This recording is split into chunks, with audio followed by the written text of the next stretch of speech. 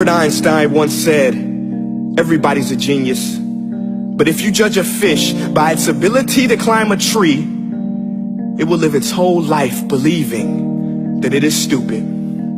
Ladies and gentlemen of the jury, today on trial we have modern day schooling. Glad you could come. Not only does he make fish climb trees, but also makes them climb down and do a 10-mile run. Tell me, school, are you proud of the things you've done?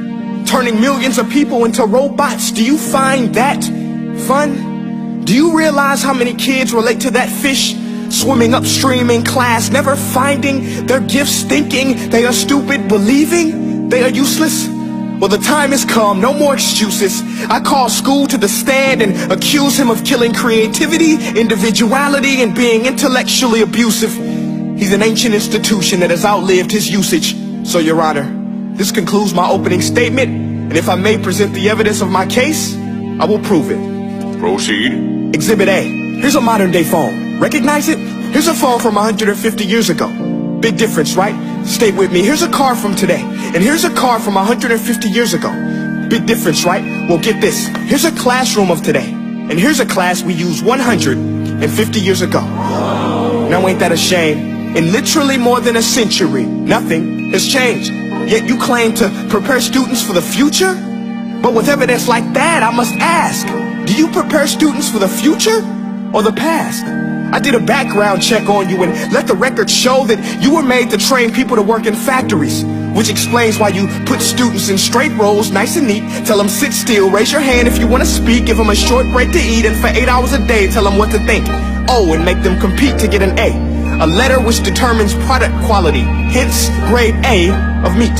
I get it. Back then, times were different. We all have a past. I myself am no Gandhi. But today, we don't need to make robot zombies. The world has progressed. And now we need people who think creatively, innovatively, critically, independently, with the ability to connect. See, every scientist will tell you that no two brains are the same.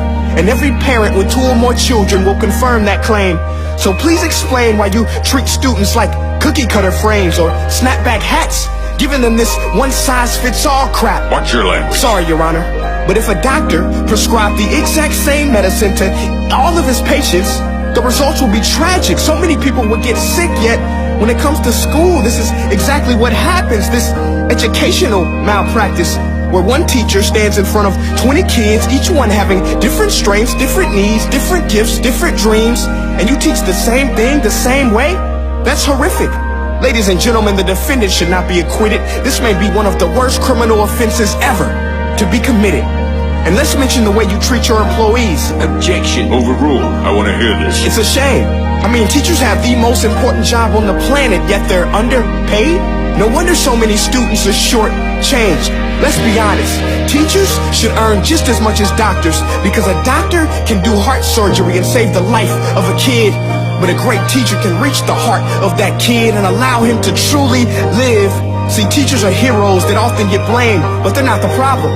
They work in a system without many options or rights.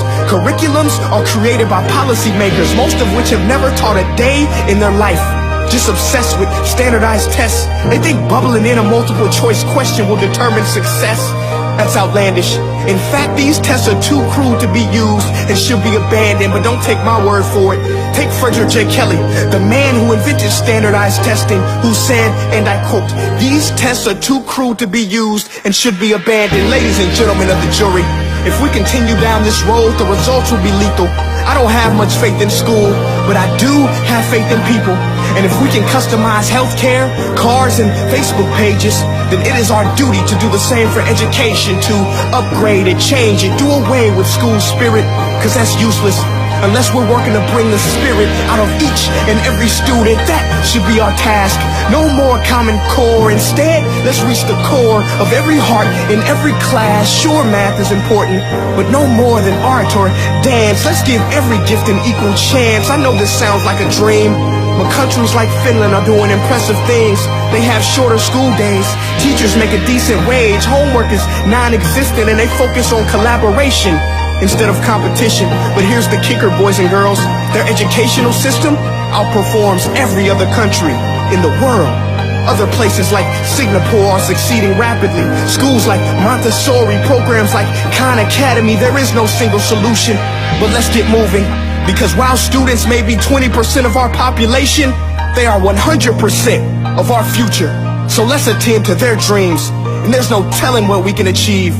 This is a world in which I believe, a world where fish are no longer forced to climb trees. I'll rest my case.